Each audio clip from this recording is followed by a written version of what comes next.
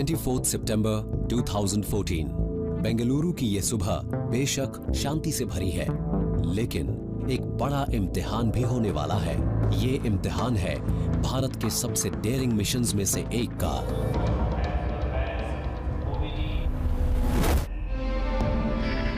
इसके तहत मार्स तक की पहली इंटरप्लैनेटरी जर्नी को अंजाम दिया जा रहा है। मिशन कंट्रोल रूम में प्राइम मिनिस्टर श्री नरेंद्र मोदी अपनी आंखों के सामने एक नया इतिहास बनता देख रहे हैं। इंडिया के स्पेस रिसर्च ऑर्गेनाइजेशन के टॉप बॉसेस के राधाकृष्णन और एएस किरण कुमार खामोशी से इस मिशन की प्रोग्रेस पर नजर रखे हुए हैं।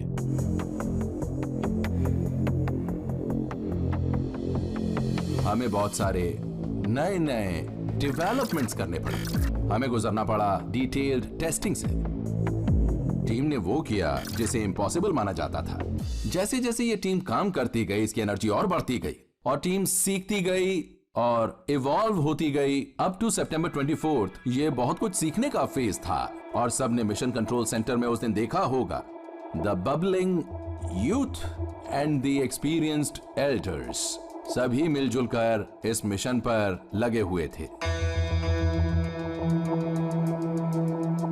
प्लान ऑफ एक्शन को अमल में लाया जाने लगा। मंगलयान की स्पीड धीमी कर दी गई।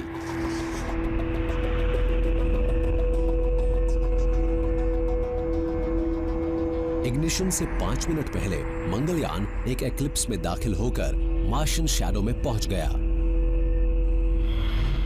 मार्स की वजह से ऑर्बिटर तक सूरज की रोशनी ना पहुंच पाने के कारण सोलर पैनल जरूरी पावर जनरेट नहीं कर पा रहे थे। ऐसे में मंगलयान ने अपनी लिथियम आयन बैटरी को स्विच ऑन किया। इस वक्त भी मंगलयान पृथ्वी से नजर आ रहा था। इंजन स्टार्ट हो गया, लेकिन 4 मिनट बाद मंगलयान मार्स के पीछे चला गया, जिससे मिशन टीम के साथ उसका तमाम कम्युनिकेशन खत्म हो गया।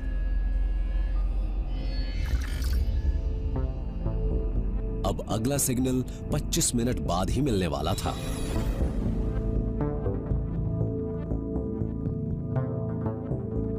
मिशन कंट्रोल रूम में एकदम खामोशी छा गई। मंगलयान से कोई सिग्नल नहीं मिल रहा था। ऐसे में टीम सिर्फ उम्मीद कर सकती थी कि स्पेसक्राफ्ट प्लानिंग के मुताबिक ही ठीक ठाक बिहेव कर रहा था। वक्त जैसे कट ही नहीं रहा था।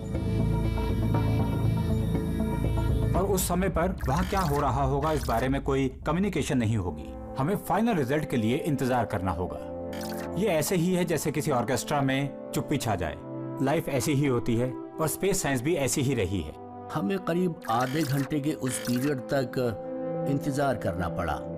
हम सोच रहे थे कि या तो सब ठीक चल रहा होगा या नहीं चल रहा होगा। क्या हम फिर से सैटेलाइट से कनेक्ट हो पाएंगे? तो मन में उस वक्त ऐसे ही सवाल उठ रहे थे। इस अहम पल में गोल्डस्टोन कैलिफोर्निया और कैनबरा ऑस्ट्रेलिया में मौजूद नासा के ग्राउंड स्टेशंस मंगलयान पर पैनी नजर बनाए हुए थे। सबसे पहले उन्हें ही इस मिशन की कामयाबी की खबर मिलने वाली थी।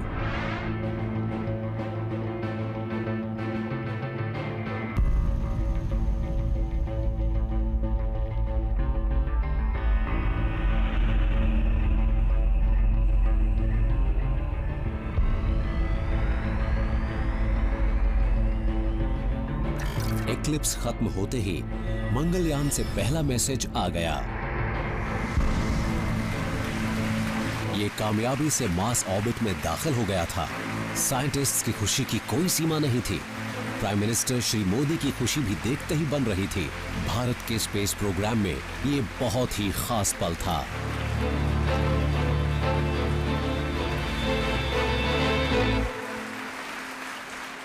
History has been created today. We have dared to reach out into the unknown and have achieved the near impossible. I congratulate all ISRO scientists as well as all my fellow Indians on this historic occasion. On that day of September 24th, school के बच्चे सुबह सुबह आ गए। उन्होंने इस पूरे launch को देखा। और उनमें एक नया विश्वास भी पनपा। मेरे विचार में इस मिशन से जो सबसे बड़ा फायदा हुआ वो ये था कि ये जो यंग माइंड्स हैं उन्हें ये एहसास हुआ कि इंडिया कुछ ऐसा कर सकता है जिसे लोग अब तक इम्पॉसिबल समझते थे। मंगलयान मार्स के इर्द गिर्द मौजूद हाईली एलिप्टिकल ऑर्बिट में घूम रहा था कि तभी उसमें लगा कैमरा भी चालू हो गया। रेयर और एक्साइटिंग पिक्चर्स अर्थ तक पहुंचने लगी। ये है मार्स की एक पूरी picture. Volcanoes, large canyon ranges, water vapour clouds, Phobos जो मार्स के 2 नेचुरल मून्स में से एक है।